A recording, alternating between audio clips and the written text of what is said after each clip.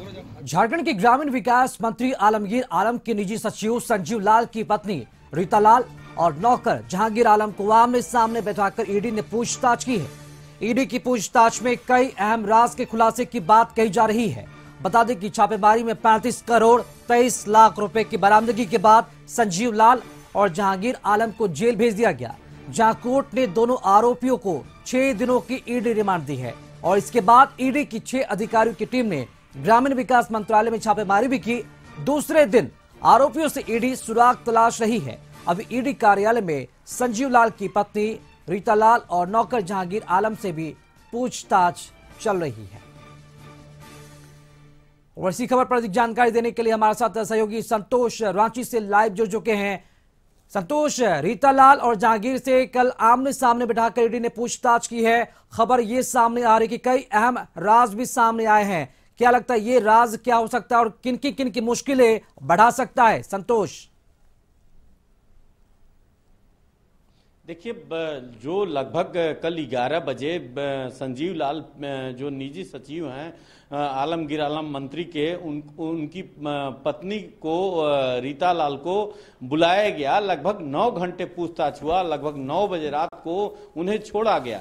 लेकिन जो सूत्र बता रहे हैं कि जो इस पूरे मामले को मनी लॉन्ड्रिंग से देखा जा रहा है कि क्योंकि जो पैसा का लेन देन हुआ है या जो जमीन का कागजात का लेन देन हुआ है, करोड़ों रुपया रीता लाल जो पत्नी संजीव लाल के पीएस हैं उनकी पत्नी के अकाउंट से भी हुआ है। तो कई तथ्यों पर ईडी जांच कर रही है। और जो स्थिति है कि जो जवाब दिया जा रहा था रीता लाल के तरफ से, वो लंबी लिस्ट, जो सवालों का लंबी लिस्ट थी, लेकिन जो जवाब देना चाहिए ईडी के वो संतोषजनक जवाब नहीं दे पाई। इसके लिए लगता है कि ईडी फिर से रीता लाल को बुलाएगी और आमने सामने बैठाकर पूछताछ करेगी।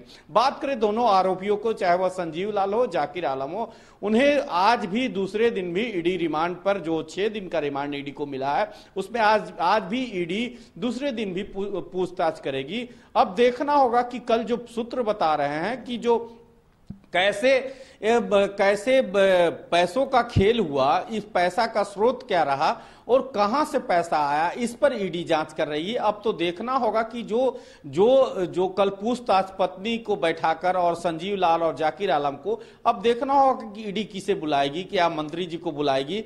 अब जो स्थिति है कि लगातार जो ईडी एक्शन में है, क्योंकि मंत्रालय में गई, मंत्रालय से लगभग 2 लाख रुपया बरामद किया, वहां से कई कागजात, ट्रांसफर और टेंडर का खेल का बरामद हुआ। जो सूत्र बता रहे हैं कि कल एक जो जमीन व्यवसायी कृष्णकांत थे, उन्हें ईडी नोटिस दी थी और कल उन्हें सुटाई, लेकिन पुलिस इस मामले में कर रही है कि उस एंगल से नहीं देखा जाए, कोई पारिवारिक कारण होगा तो उस मामले को अभी तत्काल ऐसा पुलिस कोई खुलासा नहीं कर रही। अब देखना होगा कि आगे किसको ईडी बुलाती है और ईडी कार्यालय में पूछताछ करती है, क्योंकि जो इनके संबंधित संजीव लाल के संबंधित थे, जो करीबी मुन्ना सिंह, उनके घर से भी 2 करोड़ रुपया बरामद हुआ। राजीव सिंह, उनके यहां से भी 2 करोड़ 14 लाख बरामद हुआ और कई जेवरात और कई कागजात बरामद हुए हैं।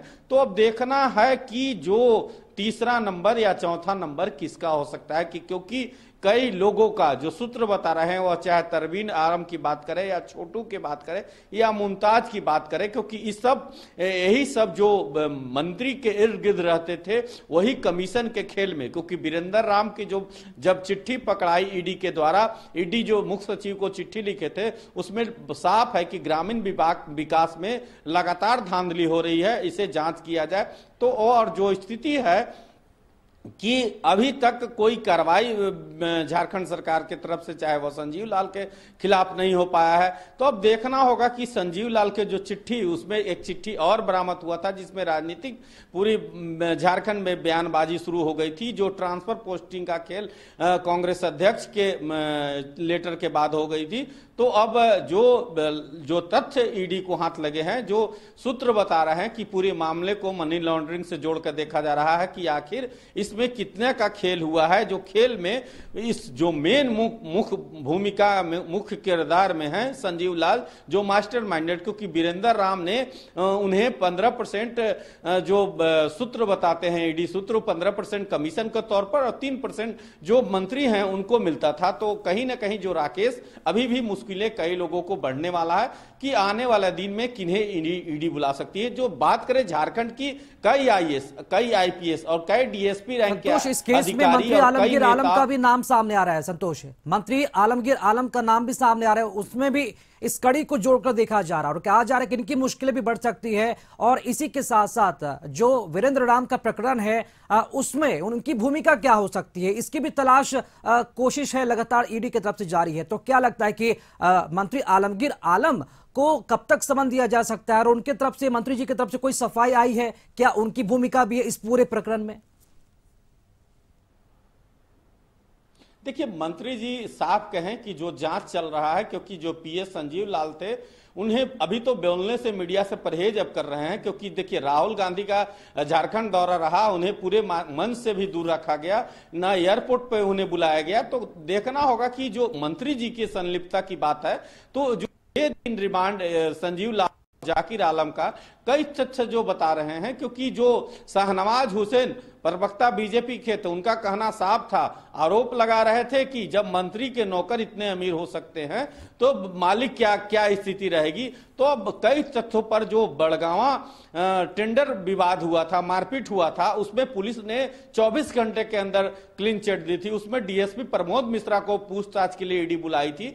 तो अब मंत्री जी की मुश्किलें लगातार बढ़ रही है। तो अब इसमें, इस मामले में जो 6 दिन का रिमांड ईडी के द्वारा दिया गया है और कोर्ट दिया गया है, माफ करेंगे, तो उस मामले में लगातार आज दूसरे दिन जो सूत्र बता रहे हैं कि 1-2 दिन में मंत्री जी की मुश्किलें बढ़ने वाली है। ईडी कई लोगों को, मंत्री नहीं, मंत्री के कई सहयोगी जो इनके पैसे के लेन देन और पहुंचाने का, जो ठिकाने लगाने का काम करते थे, कई फ्लैट झारखंड में और कई रांची में स्थित, कई अवैध खनन की बात आ रही कि अवैध खनन भी इनके जो पाकुड़ स्थित जो जहां है, जहां के निवासी हैं मंत्री जी, विधायक वहां के, वहां भी कई पहाड़ का लीज और कई की बात, उसको भी ईडी जांच कर रही है। तो अब देखना होगा कि मंत्री जी को कब ईडी सम्मन करके बुलाती है। जी राकेश, चलिए बहुत बहुत शुक्रिया संतोष खबर पर जानकारी देने के लिए। तो वाकई में मंत्री आलमगीर आलम की मुश्किलें तो बढ़ने वाली है ही, इसी के साथ साथ अब जो पीएस संजीव लाल हैं और उनके नौकर